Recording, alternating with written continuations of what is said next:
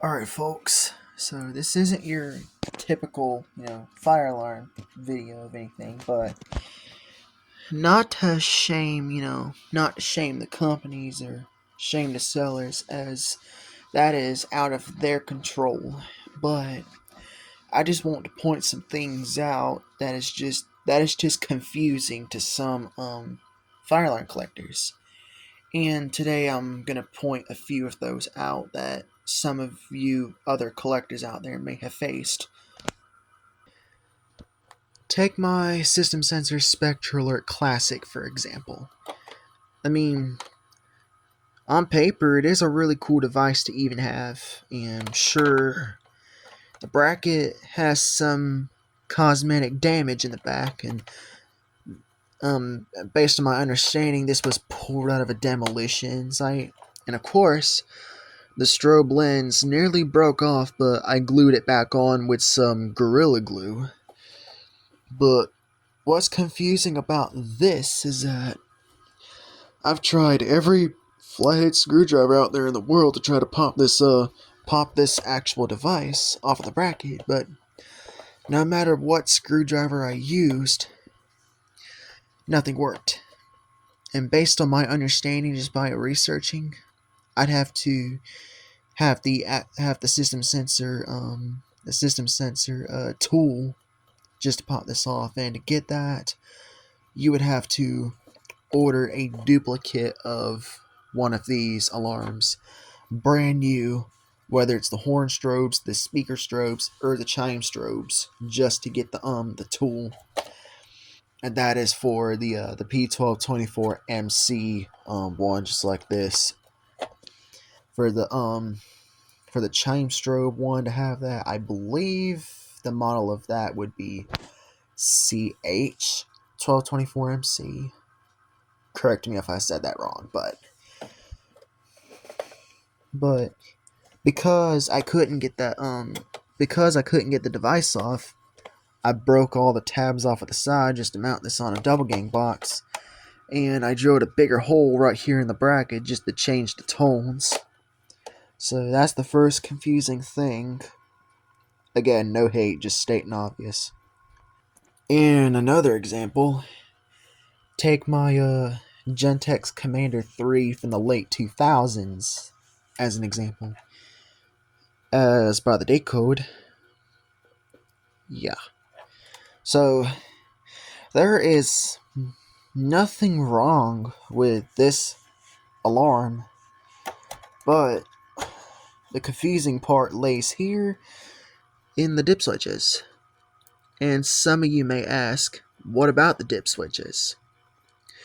Well, the easiest ones for me to understand just by playing with it, switches 3, 4, and 5 and 6 were all pretty easy to use. 3, 4, and 5 being the tone selections, and 6 being the volume adjuster. But what confuses me about having this one is those two dip switches, 1 and 2. I don't even know what that does. Either one of them does. I did, from based on my understanding, I think one of them turns this device from 4-wire to 2-wire. But that's all I know. But like I said, I don't know what those two dip switches even does, nor do I understand it all.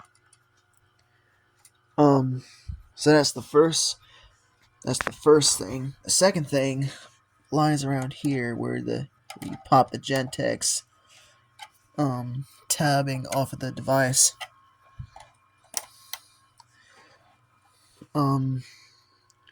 So right here, let me stick this in the light. But if you stick a screw right through there, I don't know what that does. I think it's to lock the device into the bracket in place. But that's like some of the original designs from the Gentex Commander 1, as far as I understood. But that's another thing I didn't understand what that was for. And then take the Spectraler Advanced series fire alarms, for example. That would be the chime strobes and plain models of horn strobes. But when I go on, I try to find the custom labeling because, well, it is a plain device on camera, but off camera, there's some residue on the plastic where some fire lettering was, but I guess they used a really strong agent to get the lettering off to where it's not visible on camera, but barely visible in person. But when I try to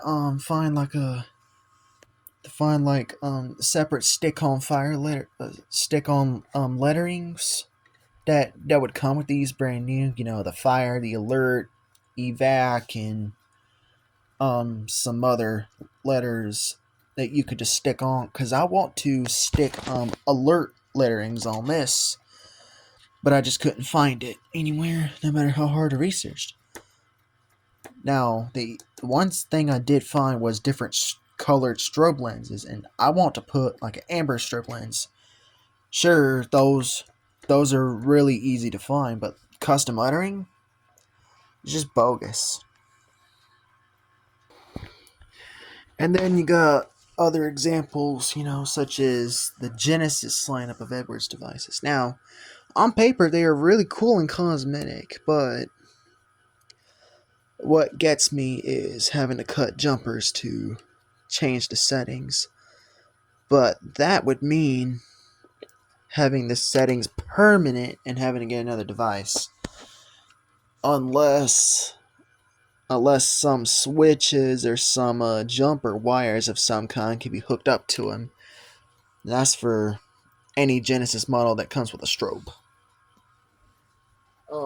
Simplest ones like my Genesis Chime, they come with jumpers, but it's pretty much the same thing. But